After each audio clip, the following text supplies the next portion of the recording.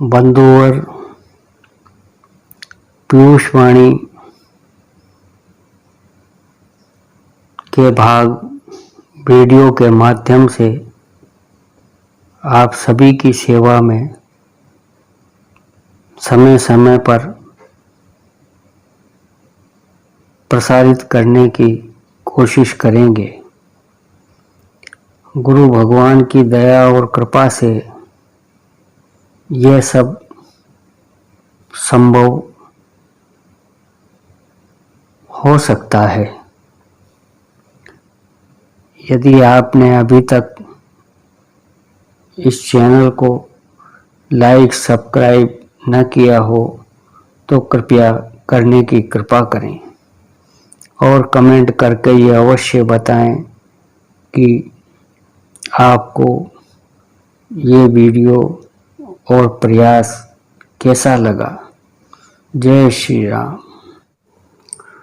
ओम सहना भवतु सहनो भुनक्तु सह वीर्यं करवावहै तेजस्विनावधीतमस्तु मा विद्विषावहै।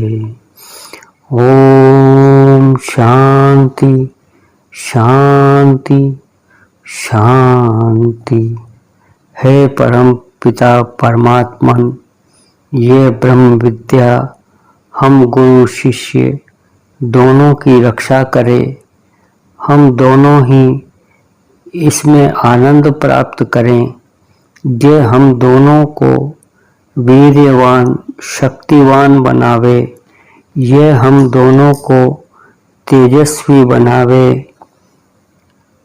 यह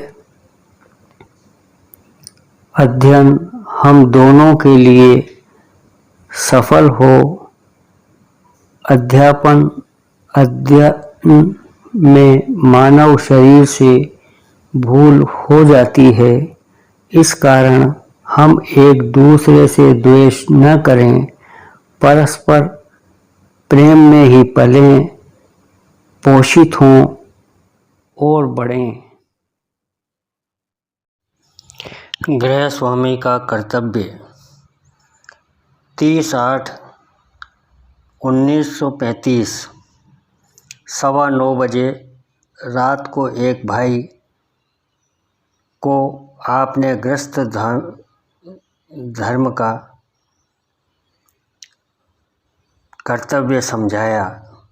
जो उचित है उसको देखें कि वह किया जा सकता है या नहीं। अपने में इतना तेज और बल बनाए रखें कि जिससे घर के अन्य प्राणी आज्ञा माने और बहुत सी बातें बिना कहे ही तुम्हारी इच्छा के अनुसार करें। अगर इतना आत्मबल नहीं धारण करते तो ईश्वर इसका जवाब मांगेगा। यदि परिवारजन आपकी आज्ञा का उल्लंघन करती है और मनमानी करती है तो तुम्हें अधिकार है कि उसे धमकी भी दे सकते हो, परंतु द्वेष और क्रोध की आँच हृदय पर आवे नहीं, वरना सब उल्टा हो जाएगा। हर्ष और शोक हृदय को कभी न छूने पावे, इसमें आत्मबल घटने लगता है। दुनिया में रहने का तरीका 28/9/1938 आपने फरमाया, दुनिया में होशियारी से काम करें। बाहरी विरोध होते हुए भी वह अपना काम करे जो गुरुदेव की आज्ञा है। अगर शक्ति करोगे तो दुनिया तुम्हें अवश्य नीचा दिखाएगी, परंतु पुरुष नाम ज्ञान का है। ज्ञान से काम लो सब तज हरि भजन। प्रभु की याद 24 घंटे बनी रहे। जुबान से जो कुछ कहा जाता है वह आकाश तक जाता है। ख्याल से प्रजापति तक और जो भीतर से आप ही आप उठता है वह सीधे ईश्वर को पहुँचता है। दुनिया में ऐसी जिंदगी बसर करो जैसी कि दीवाने दूसरे लोग तुम्हारी फिक्र करें। 2/10/1937। आजकल आप रुग्ण अवस्था में हैं। सुबह बड़े भैया बोले, निशाते जिंदगी है, जिंदगी का यूँ बसर होना। निशाते जिंदगी में जिंदगी से बेखबर होना। 11/10/1937। कई दिन पीछे आज मैं आपके चरण कमल में बैठा। आपने श्री लालाजी साहब की वाणी सुनाई। जो साधक बिछोने और खाना खाने का उचित ख्याल नहीं कर रखता उसको परम पद पाने में खटका है। दूसरे के बिछोने को कभी न लें। दावत में खाना खाने से बचें। 6/9/1934। महाराज जी ने फरमाया, भक्त को मुजर्रद यानी ब्रह्मचारी रहना चाहिए। सोने जाते समय बाहर भीतर शुद्धता होनी चाहिए। घुटने से नीचे 3 बार पैर ऊपर से धोएं। ऐसी ही बाहें, फिर आँख, नाक, कान और सिर अंगूठों से पोंछे कर चारपाई पर बैठें। अपने अपराधों को प्रभु जी से रो रो कर क्षमा करवाएं। पवित्र होकर उनकी गोद में सो जावें। नींद भली होगी, रात अच्छी बीतेगी। सवेरे भी उसी भाव में उठें। सोने से पहले जो प्रभु से प्रार्थना नहीं करता मनुष्य की सीमा में नहीं रहता। 27/10/1935। सोते समय ख्याल में होकर सोएं। सुंदर समाधि की स्थिति अनुभव होगी। सोते समय आप कड़वा तेल सर के अगले भाग पर धीरे धीरे ऊपर से नीचे की ओर बहुत हल्के से मलवाएं।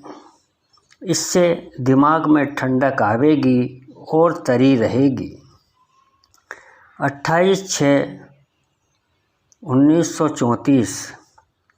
हम नहीं जानते वह कौन सी बात किस मतलब से कह रहे हैं। आपने भटनागर साहब की मौजूदगी में भाइयों से फरमाया कि साधक को अपने सोने का बिस्तर साफ सुथरा रखना चाहिए। किसी दूसरे को अपने बिस्तर पर स्थान न देना चाहिए। हाँ, 5 वर्ष से छोटा बालक खेलने को आ जाए तो हर्ज नहीं, परंतु वह बालक भी वहाँ न सोवे। अगर अपनी अर्धांगिनी भी अपने ख्याल की नहीं है तो वहाँ न बैठे। वजीब है फ़र्ज खुदा का करना, वाजिब है फ़र्ज हब्बा करना। गो करने को करते हैं सब, लेकिन मुश्किल है फ़र्ज को अदा करना। 13/8/1939।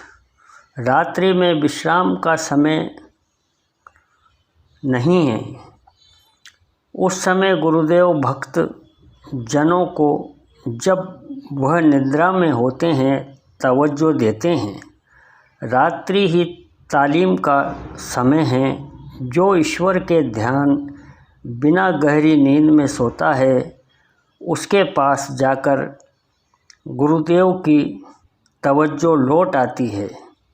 जो ईश्वर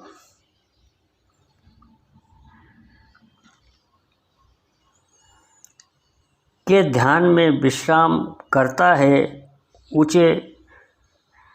ऊंची स्थिति पर ले जाते हैं।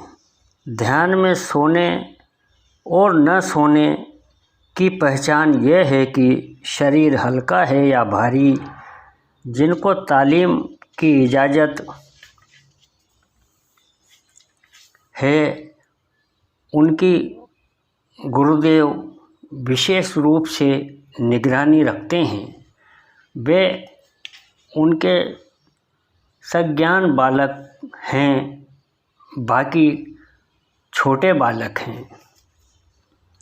एकांतवास 6/7/1935।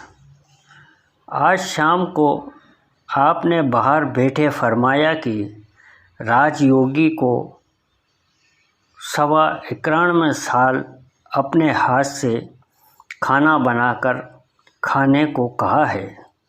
साल में कम से कम 3 माह गृहस्थी से अलग यानी गृहस्थी में ब्रह्मचर्य से रहने का हुक्म है। यदि विवश हो स्त्री के साथ रहना ही पड़े तो ऐसा प्रबंध करे कि उतने दिन पवित्र रहे। जब गुरुदेव उचित समझते हैं तब एकांत सेवन की आज्ञा देते हैं, परंतु वह 40 दिन से अधिक नहीं होती। एकांत सेवन में कुछ बातों का ध्यान रखना पड़ता है। एक ही खाना, नित्य सादे ही रूप का एक ही वस्त्र जो मेला होने पर धो डालें, परंतु नंगा कभी न रहें। एकांत में भी सारे जीवों के कल्याण की सुधि कभी न भूलें। यह प्रार्थना निकलती रहे, हे प्रभु तेरी भक्ति सबको प्राप्त हो। 19/7/35। श्रावण मास में पुरुष जब गुरुदेव की सेवा में लगता है और स्त्री अपने पति के ख्याल में लीन होती है, तब दोनों ओर आनंद है। काम शक्ति ऊपर को चढ़ जाती है और बचत होती है। स्त्री के मस्तक के भौं के ऊपर ही देखें, उसके मुख पर दृष्टि पड़ने से रजोगुण अवश्य ही उदय होगा। साल में 1.25 महीने गुरुदेव के साथ निर्विघ्न रूप से वास करें। 6/7/1935। आपने फरमाया, ये 3 बातें किसी दूसरे से न करवाएं। पहला, धोती छांटना। दूसरा, झूठा देना या अपनी थाली में खिलाना। 3, पूजा की सामग्री ठीक करवाना। हाँ, अगर अर्धांगिनी खुशी से चाहे तो कर सकती है, जबरन नहीं। अपना बिछोना जहाँ जाएं लेते जाएं। दूसरे के बिछोने पर लेटना ठीक नहीं, चूँकि जो संस्कार बिछोने पर लग जाते हैं वह धोने पर भी नहीं जाते। भक्तजन अपनी थाली का झूठा जानवरों तक को नहीं देते। भाईजनों की तो बात ही क्या है। बंधुवर, अगर आपको ये प्रयास और वीडियो अच्छा लगा हो तो आप हमारे YouTube चैनल राम समाधि आश्रम संत थानेदार को लाइक व सब्सक्राइब करने की कृपा करें और कमेंट करके ये अवश्य बताया करें कि वीडियो आपको कैसा लगा। सद्गुरु भगवान की दया कृपा आप सब पर बनी रहे।